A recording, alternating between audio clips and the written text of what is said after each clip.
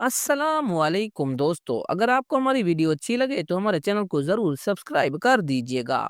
कदीम ज़माने में एक बादशाह था जिसकी 12 बेटियां थीं, यानी 12 शहजादियां। उनकी खूबसूरती का क्या ही कहना था।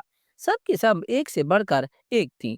बादशाह ने उनकी शादी करने का फैसला किया तो उसको एक हैरान कुन राज पता चला कि शहजादियां रात भर रक्स करने के लिए जाती हैं, मगर किसी को भी पता नहीं चलता कि वो कहाँ जाती हैं। बादशाह बहुत परेशान था। उसने किले के सब दरवाजे बंद करवा दिए ताकि शहजादियां बाहर ना जा सकें, लेकिन उसकी तमाम कोशिशें नाकाम हो गईं। वो परेशान था कि आखिर माजरा क्या है। बादशाह ने ऐलान करवाया कि जो कोई शहजादियों के रक्स का पता लगाएगा उसे अपनी पसंदीदा शहजादी से शादी करने का मौका मिलेगा, और वो मेरे मरने के बाद बादशाह भी बना दिया जाएगा। और अगर वो 3 दिन में इस राज का पर्दाफाश ना कर पाया तो उसे मौत की सजा दी जाएगी। ये खबर रियासत में हर तरफ फैल गई। एक शहजादा आया जो रक्स के राज का पता लगाना चाहता था। उसने कहा, मैं आपकी पड़ोसी रियासत का शहजादा हूँ और शहजादियों के रक्स का पता लगाने आया हूँ। बादशाह ने उसका इस्तकबाल किया। रात का खाना खाने के बाद उसे शहजादियों के कमरे के साथ वाला कमरा सोने के लिए दे दिया गया।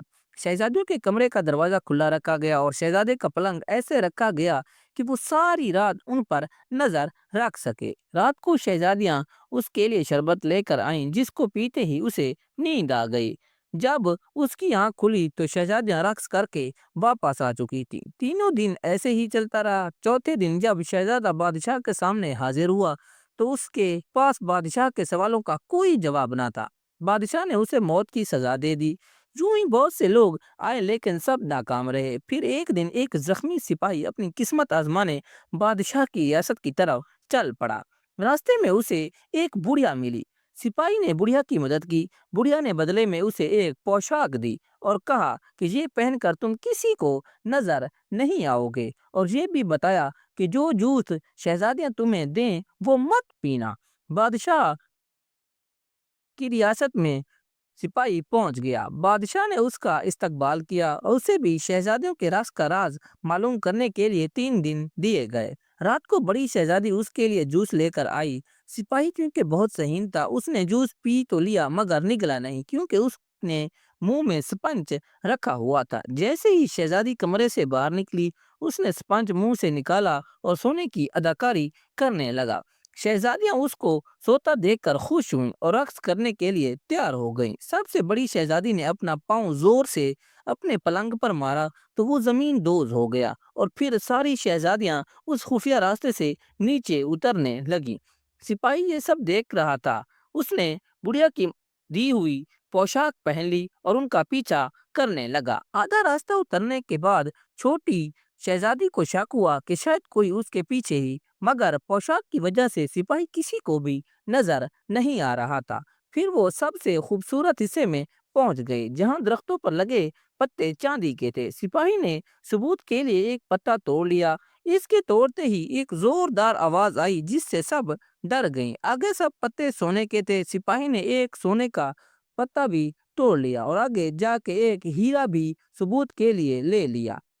फिर शहजादियां एक झील के किनारे पहुंच गईं जहां 12 शहजादे नाव के साथ उनका इंतजार कर रहे थे। हर एक शहजादी एक एक शहजादे के साथ बैठ गई।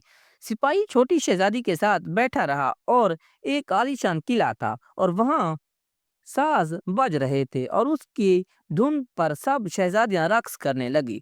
सुबह 3 बजे तक ये सब चलता रहा, जब तक उनके जूतों में छेद हो गए, और फिर सब वापस आ गए और सिपाही भी जल्दी से भागकर अपने कमरे में जाकर सो गया कि किसी को शक ना हो। ये सिलसिला कई दिन तक चलता रहा।